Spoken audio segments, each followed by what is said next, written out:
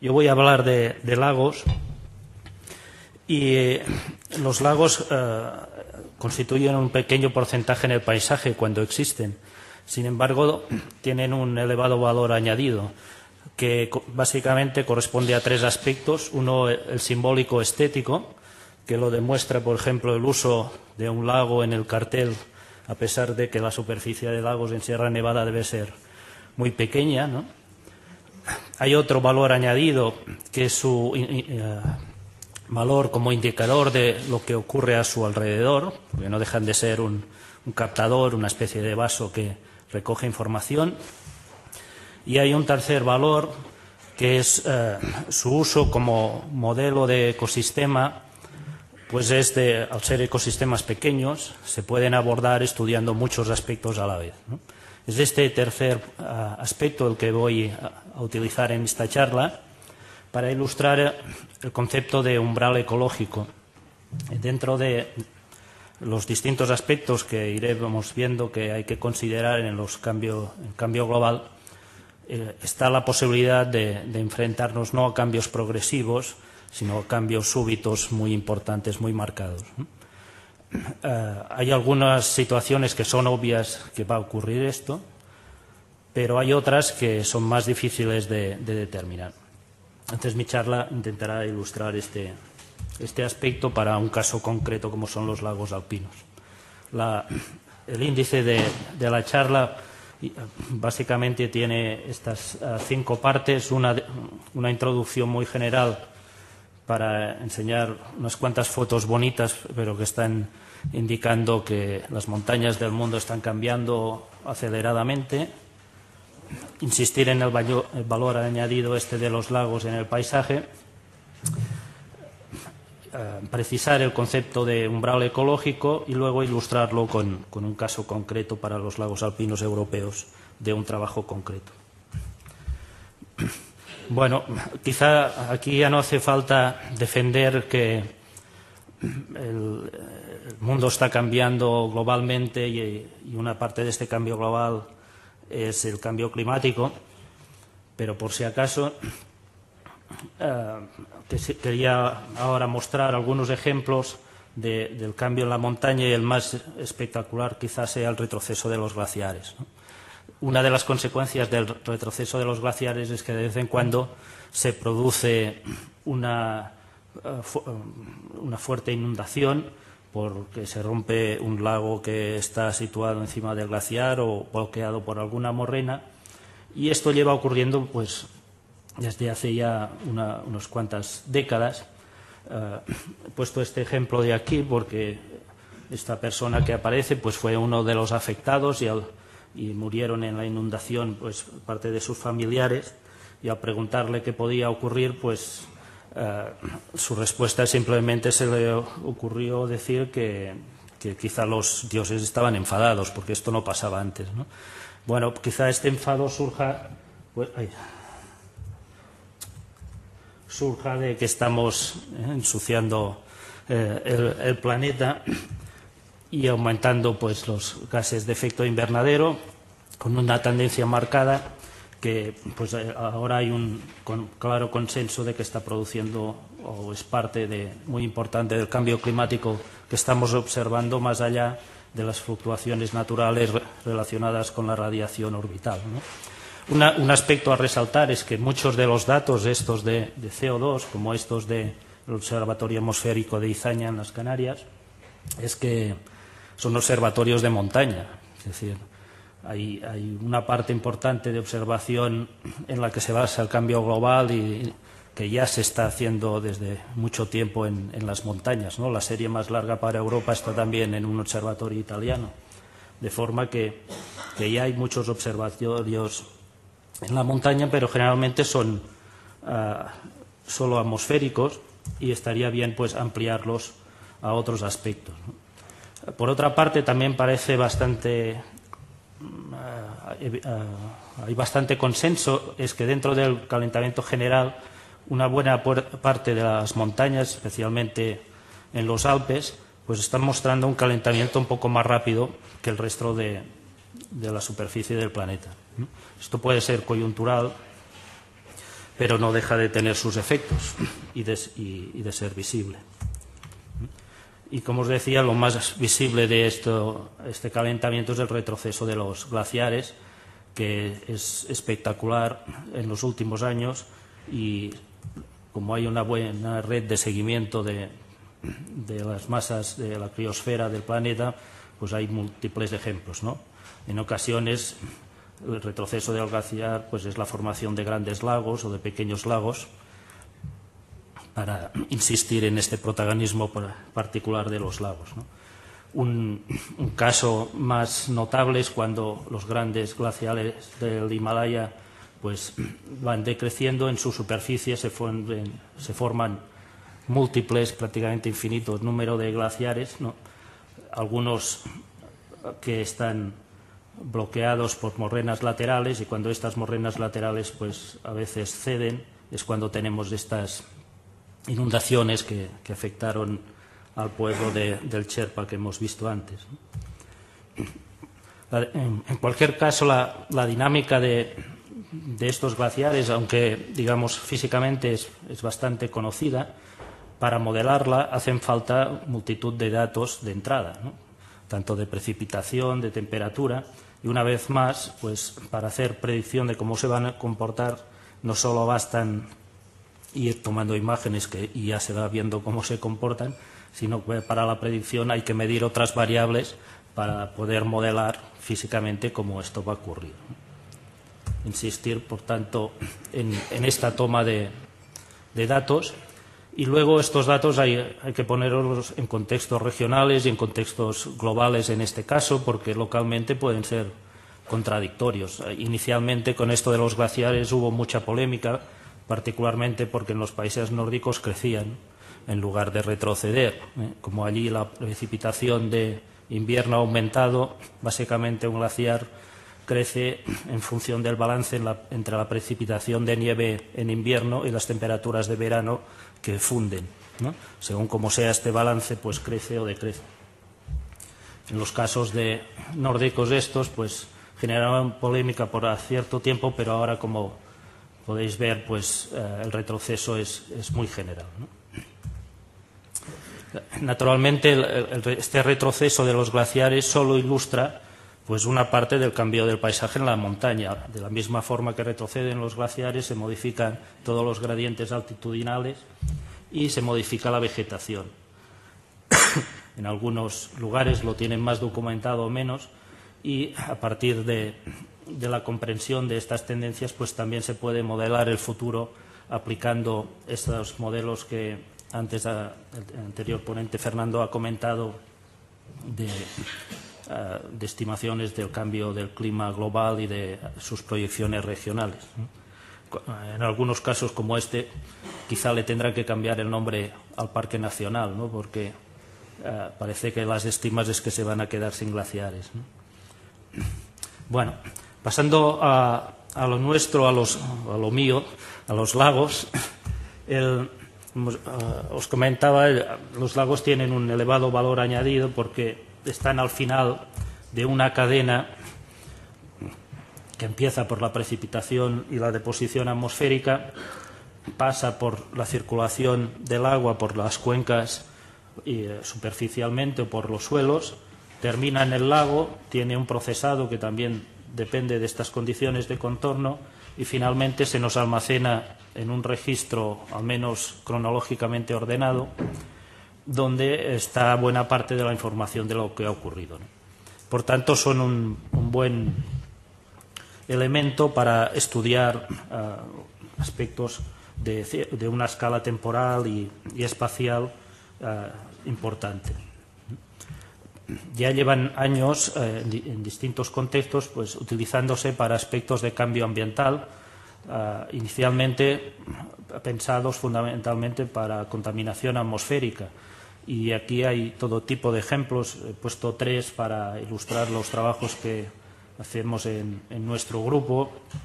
Este ilustra la contaminación atmosférica por plomo, y no sé, un detalle curioso es que ya los romanos, ¿no?, y luego los visigodos pues tenían una influencia en la contaminación atmosférica de la misma magnitud o superior en estas zonas a la actual, ¿no? Hay otros aspectos que se pueden seguir, no solo deduciéndolos en los sedimentos, sino mirando los organismos actuales. Uno de ellos es la acumulación de contaminantes orgánicos en las zonas frías. Os suenan estos nombres de los DDTs, los PCBs, todas estas cosas que para distintas utilidades se han ido produciendo y en algunos casos de forma muy útil, pero que al final, pues, al ser persistentes, resultan en una contaminación global y circulan por el mundo, incluso cuando han estado ya en desuso desde hace décadas, como los PCBs, ¿no?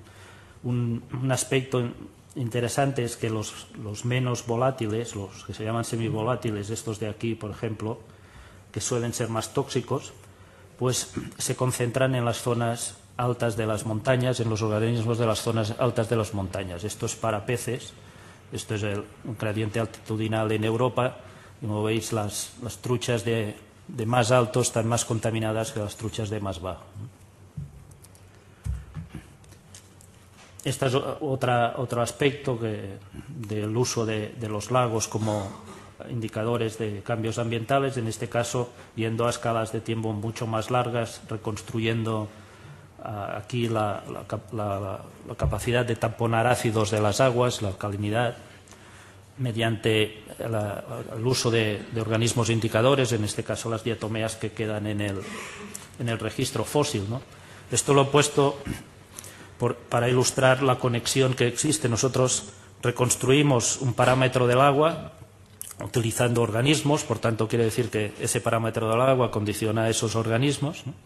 Y el parámetro y las fluctuaciones que observamos de este parámetro, por ejemplo a lo largo de los 10.000 años, ha fluctuado, en este caso sería por la meteorización de la roca y en la cuenca, y esta meteorización está conectada directamente con el clima que hace. Por tanto, pasamos hacemos el camino al revés, pasamos de los organismos al clima, pero lo que ahora estamos observando pues será el paso del clima a estos organismos, ¿no?, mediado por toda una serie de variables ambientales, que es las que ahora quiero hablar, ¿no?, las que quiero presentar esta búsqueda de umbrales que supongan cambios drásticos en la composición de los organismos. Aquí, como veis, el cambio más fuerte fue entre hace 5.000 y 6.000 años, que es cuando ocurre la desecación del Sáhara y empieza la España mediterránea, aparece durante este periodo. Bueno, vayamos al tema de los umbrales ecológicos. En términos generales, todo el mundo lo puede entender. Luego, el ejemplo que presentaré está basado en una definición precisa de umbral ecológico, pero la idea a remarcar es este cambio súbito, abrupto, este cambio que a veces los físicos lo llaman de fase, ¿no?, que supone, al ir modificando una variable, pues al llegar a un cierto punto dar un salto, ¿no? Aquí lo he ilustrado siguiendo con el hielo y el agua, pues con la fusión. Nosotros podemos tener el hielo a distintas temperaturas, podemos tener el agua a distintas temperaturas, pero hay una temperatura crítica que uno se convierte en el otro. Pues esto también pasa, o podemos buscarlo en la naturaleza, y el ejemplo más fácil de entender es el umbral que existe entre el medio acuático y el medio aéreo. Hacemos cualquier foto que incluya estas dos fases o esta de aquí, por ejemplo, que tenemos, y está muy claro que la forma en que la vida ha evolucionado aquí y se ha organizado aquí, la forma que la vida ha evolucionado y se ha organizado aquí son distintas, ¿no? Normalmente, en términos relativos, debemos decir que en estos umbrales es donde aprieta más la necesidad, o entendida como las leyes físicas de la naturaleza, la química y la física, y alejados de estos umbrales, pues la vida un poco se comporta un poco más según sus historias, y sus interacciones y sus azares y sus formas de colonización y de interacción, etcétera.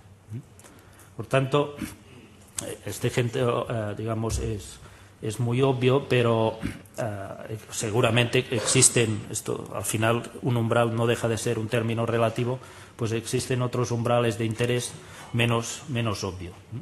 Al final, deducir o encontrar estos umbrales es importante porque en situaciones de cambio suponen probablemente aspectos menos frecuentes, pero más importantes en la magnitud del cambio y, por tanto, si se conocen, pues permiten una planificación, mientras que, digamos, la tendencia pues está más supeditada a una gestión día a día.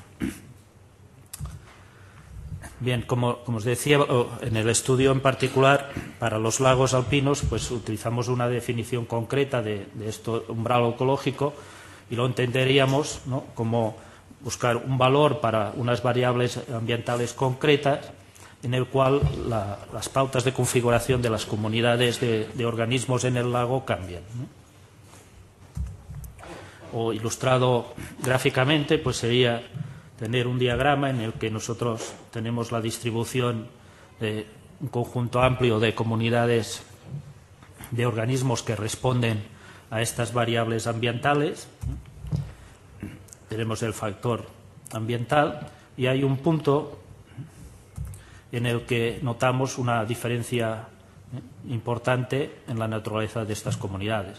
Todas más o menos se van pareciendo, aunque va cambiando, y aquí de golpe se produce un cambio más marcado en la distribución, o si queréis empezar por aquí e ir bajando, igual se ve mejor que aquí hay un cambio brusco, ¿no? Esto sería el valor, pues sería el que nos indicaría el umbral ecológico. La detección de estos umbrales pues implica tres partes. Una, detectar cómo se configuran las comunidades, y para esto hace falta tener datos pues de muchos grupos taxonómicos distribuidos a lo largo de rangos amplios de variación ambiental, y luego tener un segundo paso sería buscar las relaciones entre estas pautas que observamos en las clases de comunidades, por llamarlo de alguna manera, con los factores ambientales. Y tercer aspecto sería analizar si existen discontinuidades o estas relaciones son lineales o son continuas, ¿no? Por tanto, lo voy a ilustrar con el ejemplo en los lagos en los lagos alpinos. En los lagos alpinos hay, como en toda montaña, pues unos fuertes gradientes de variación ligados al tipo de sustrato rocoso, a la altitud y, en este caso particular del lago, pues a su tamaño. De todas formas, esto se puede ver como un continuo y no es obvio que, excepto para algún experto, que pueda haber discontinuidades aquí dentro.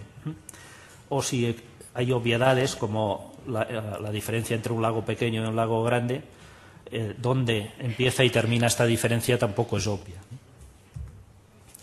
Para analizarlo, pues bueno, este estudio está basado en 235 lagos de distintas montañas europeas, y en las cuales medimos las especies de muchos organismos, pero para el caso al final terminaron analizándose 5 grupos que no viene al caso detallar, pero básicamente indicar que corresponden pues a organismos de vida muy corta, como unas algas, a organismos, a insectos pues de ciclo vital que necesita todo un año o varios años en estos lagos. Y el número de especies en cada uno de los grupos pues era elevado pero variable. Y el número de formas de vida también, solo viendo las figuras ya se ve que son organismos que viven de formas muy distintas, ¿no? Este es un aspecto importante. A veces insiste mucho que es difícil caracterizar taxonómicamente, ponerles los nombres y hacer las listas de las especies y tal, pero cuando se quiere caracterizar el ambiente a veces resulta más complicado incluso, ¿no? O se hace de forma más tosca, ¿no? es un aspecto que no hay que olvidar. Casi siempre falla una pieza o la otra y es muy difícil tener las dos piezas a la vez. En este estudio medimos todo lo que podíamos medir, que poco hace falta entrar en detalle, pero con la intención de que directa o indirectamente pudiésemos captar la mayoría de, si no todos, de los factores ambientales que influyen en estas comunidades.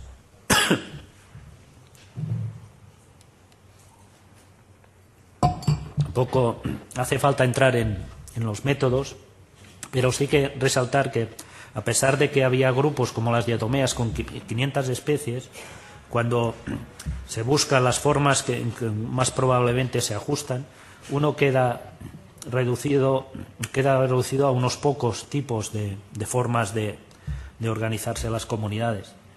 En este caso, por ejemplo, 8, 5, 6, 9.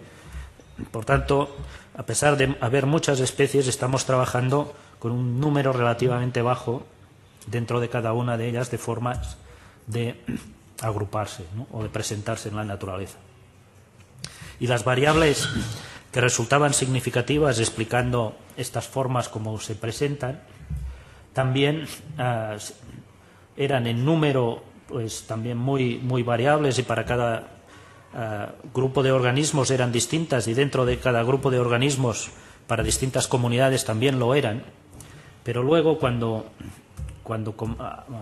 las agrupas mirando su, digamos, capacidad explicativa de todo el conjunto, fundamentalmente ves que se agrupan en 4 grandes factores que podemos llamar latentes del ambiente, que serían los habituales. El más diferenciado sería la naturaleza de la composición química del agua, de los elementos mayoritarios. Luego vendría el tamaño del lago, una serie de indicadores que podemos agrupar en el estado trófico del lago, y luego una gran masa que toma forma de aspectos muy distintos dependiendo de la singularidad del lugar, que está directamente relacionado con el gradiente altitudinal. Dentro de estos aspectos, la variable que mejor indica esto sería la duración de la cubierta de hielo de los lagos. Bueno, lo interesante es que para cada uno de estos factores latentes, o tomando la variable más representativa de cada uno de ellos, pues aparecía un umbral de ecológico de estos que he comentado anteriormente. El que se aplicaba a más tipos de organismos, estos son comunidades de los 5 organismos que hemos visto, sería el tamaño del lago, y pues respondería, el tamaño del lago, la profundidad, están muy correlacionados, respondería a la geometría del sistema, que fundamentalmente distingue entre el lago grande y el lago pequeño, pero ahora ya podemos afirmar que estadísticamente el lago grande y el lago pequeño empiezan en las 3 hectáreas o entre los 10 y 15 metros de profundidad. Cómo se organizan aquí las comunidades en los lagos alpinos cambia mucho. Luego comentaré las implicaciones que esto creo que tiene. Otro umbral que aparece claramente es el umbral de 200 microequivalentes en la alcalinidad del agua. O la dureza del agua.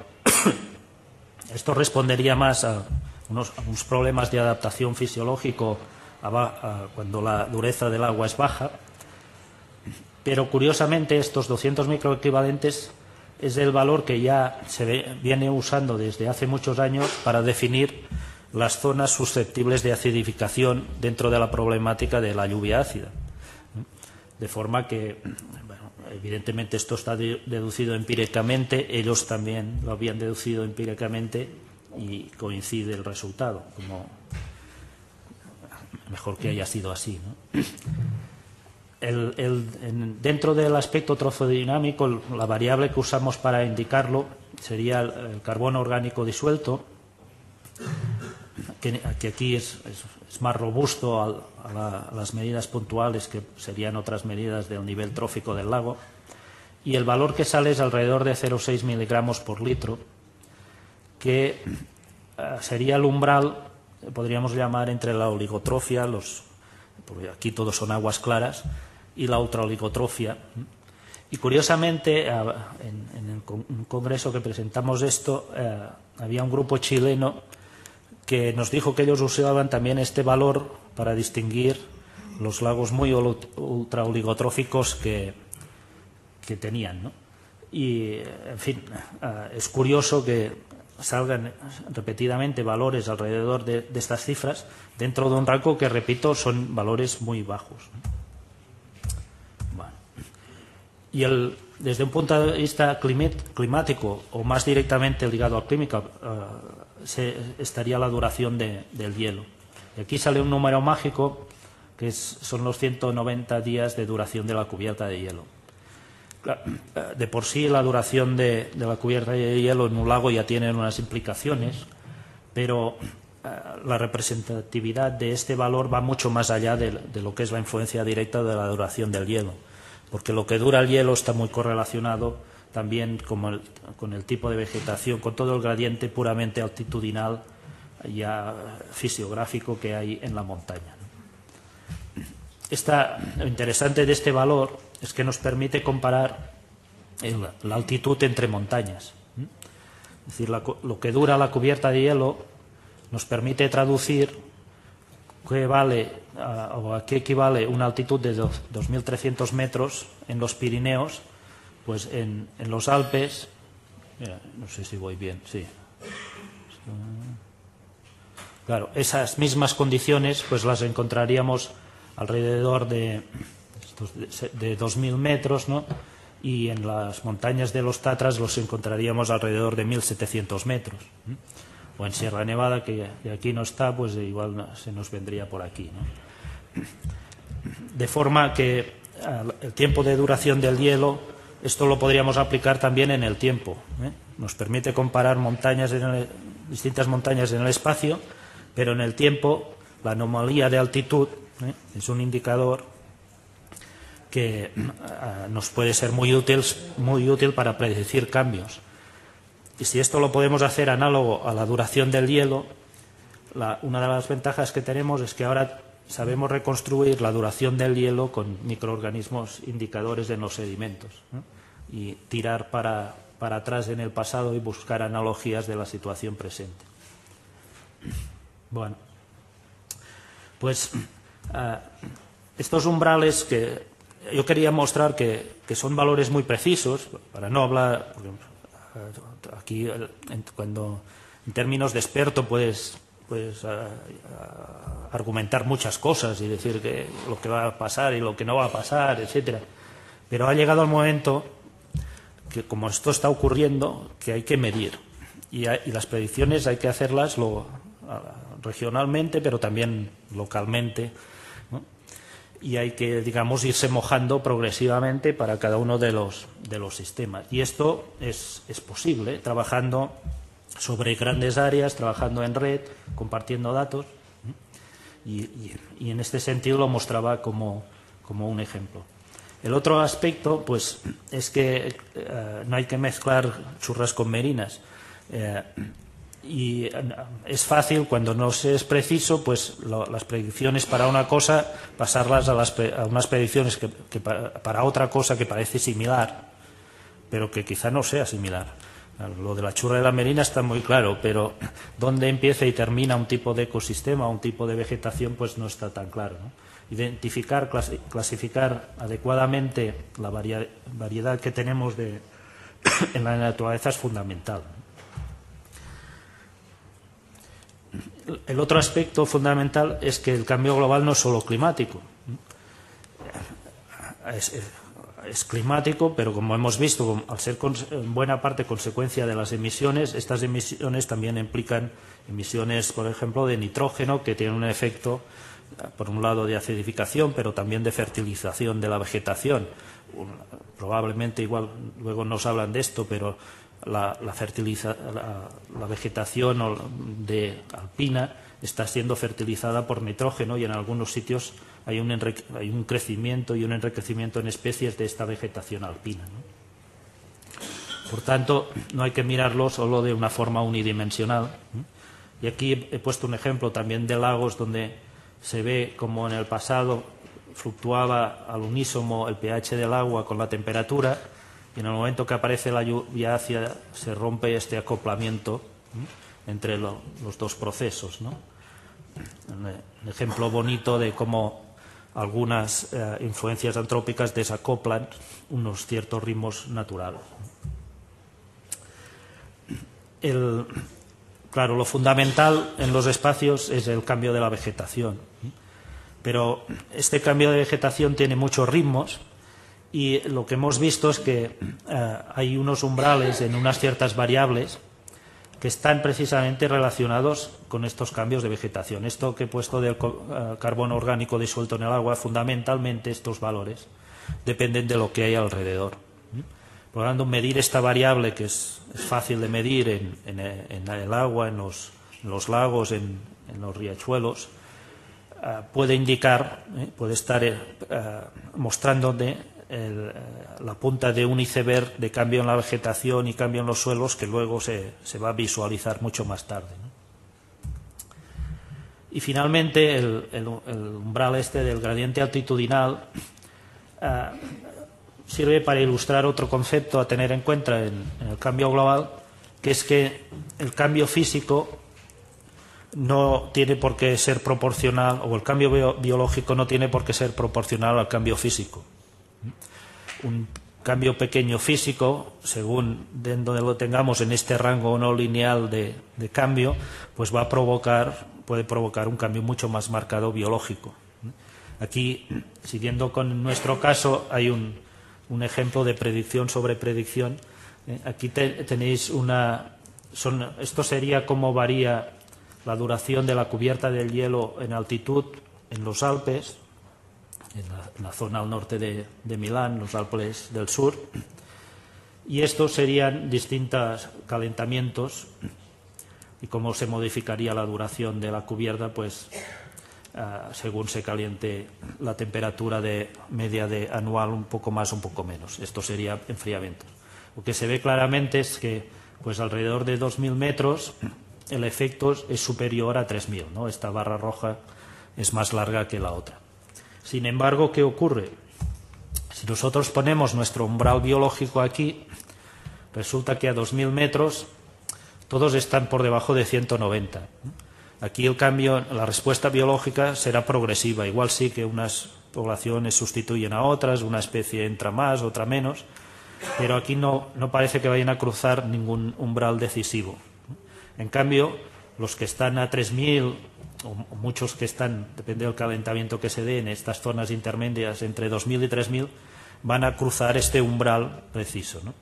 Por tanto, aquí, digamos, en términos de planificación o de predicción, por lo que hace a los lagos, habría que poner el ojo aquí, ¿no? En esta zona de aquí es más probable que ocurran grandes cambios que en otros sitios, ¿no?